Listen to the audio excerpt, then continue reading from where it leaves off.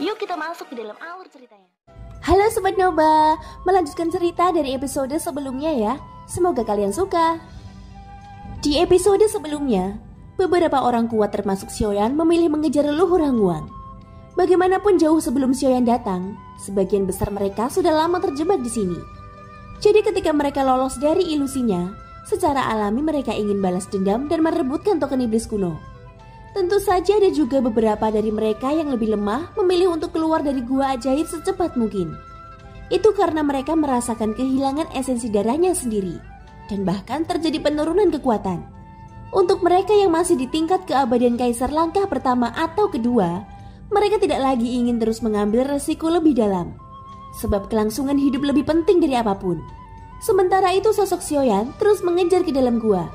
Tapi setelah mengikuti leluhur Hangwang ke dalam gua, adegan yang muncul di depannya membuat Xiaoyan mengerutkan kening.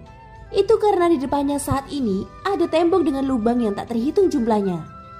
Setiap lubang dipenuhi kabut tipis, dan kabut ini sebenarnya berfungsi menghalangi jiwa. Sepertinya itulah alasan leluhur Hangwang berani melakukan ini. Dia tidak bertindak sembarangan, tapi sudah lama melakukan persiapan lengkap. Gumam Xiaoyan mampu mencapai kekuatan ini dan juga mengendalikan begitu banyak orang kuat. Dia pasti seekor rubah tua dengan pemahaman mendalam. Xiaoyan melihat ribuan lubang di depannya. Sekarang leluhur Hangwang sudah menghilang. Namun tebakan Xiaoyan berubah lagi.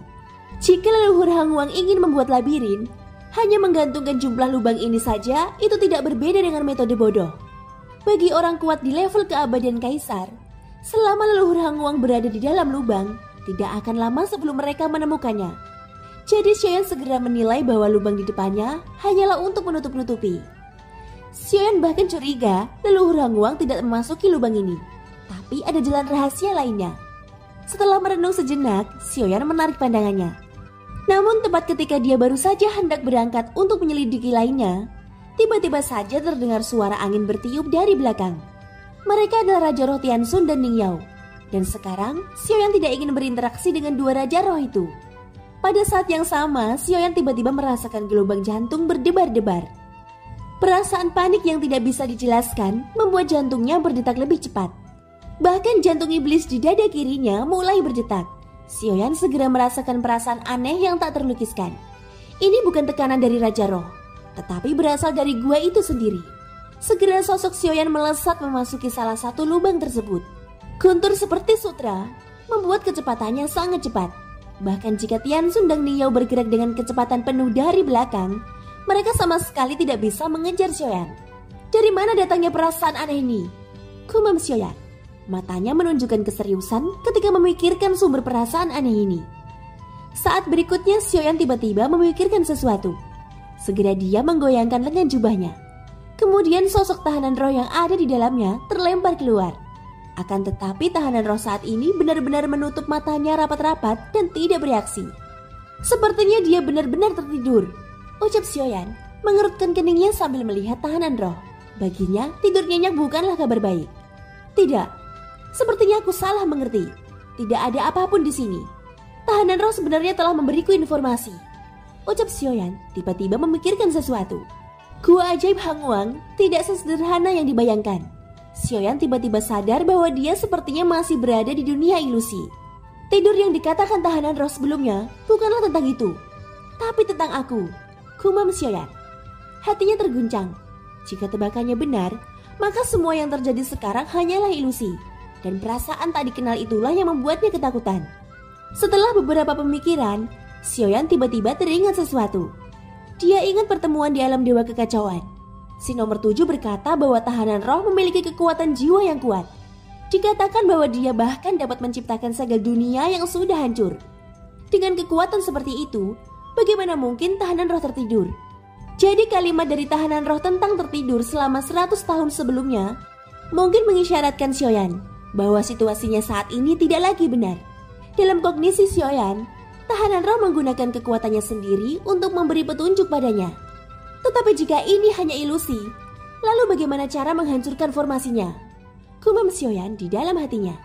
Jika tahanan roh sedang menyampaikan pesan kepadanya, dalam percakapan sebelumnya seharusnya ada petunjuk untuk mematahkan formasi. Xiaoyan sudah bertanya tentang tahanan roh, dan dia masih ingat apa yang dikatakan tahanan roh padanya. yaitu dengan mencari bagian tubuhnya dan membentuk kembali tubuhnya. Meski semuanya hanya spekulasi, aku masih harus memastikannya, ucap Xiaoyan. Dia juga mengingat apa yang dikatakan Pan Fengxiang. Ilusi akan muncul dalam ketakutan batin. Untuk Xiaoyan sekarang, ancaman terbesarnya adalah Tianxun dan Ning Yao yang datang ke dunia iblis kuno lebih awal darinya. Kemunculan kedua orang ini terlalu aneh. Dunia iblis kuno sangat besar. Jika mereka tidak sengaja mencarinya, bagaimana mungkin mereka bisa bertemu secara kebetulan? Jadi hal ini cukup membuat Xiaoyan curiga. Dikombinasikan dengan apa yang dilihat Xiaoyan sekarang, dan saat Xiaoyan menyadari ada yang tidak beres di sini. Sepertinya segala sesuatu di depannya benar-benar palsu.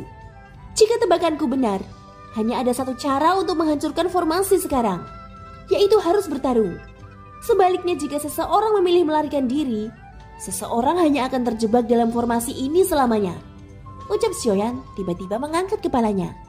Kilauan di matanya tidak bisa membedakan mana yang benar dan mana yang salah. Tapi pertama-tama dia harus menemukan cara untuk membuktikan tebakannya. Bertarung adalah langkah pertamanya, dan menggunakan dua Raja Roh sebagai targetnya. Jika ini benar-benar ilusi, Xiaoyan tidak asing dengan situasi saat ini. Ini sama seperti ujian di gerbang pertempuran lantai 5 pagoda emas. Meski ilusi itu palsu, tapi pertarungan itu sendiri nyata dan harus dimenangkan. Hanya dengan begitu, Xiaoyan dapat menghancurkan formasinya.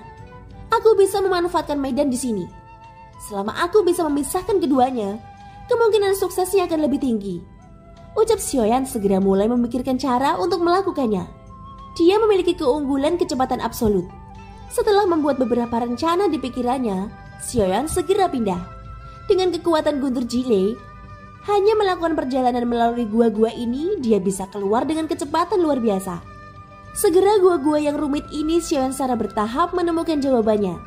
Munculnya lubang ini bahkan lebih mendadak. Aku khawatir ini juga merupakan karya tahanan roh, ucap Xiaoyan berpikir dalam benaknya.